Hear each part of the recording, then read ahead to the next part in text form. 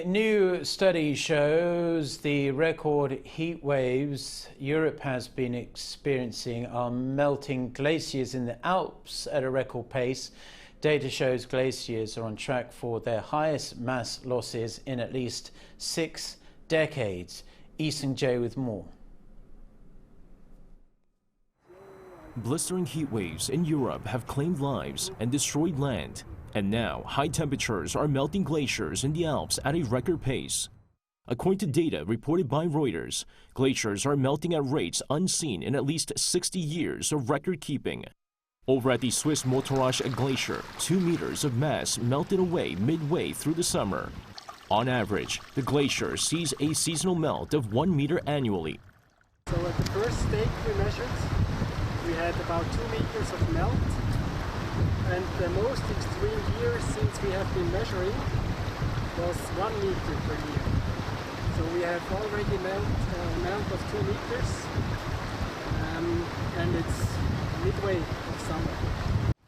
He added the depth of the snow and packed ice has thinned by up to more than 180 meters, and losses have been so significant that the change has already been seen on the tourist maps depicting the glacier. But it's not just the Swiss Alps that's seeing record melting. Glaciologists in Austria, France, and Italy have also confirmed that glaciers there were on track for record losses. While most of the world's mountain glaciers are retreating due to climate change, experts say the European Alps are especially vulnerable because they're smaller with relatively little ice cover.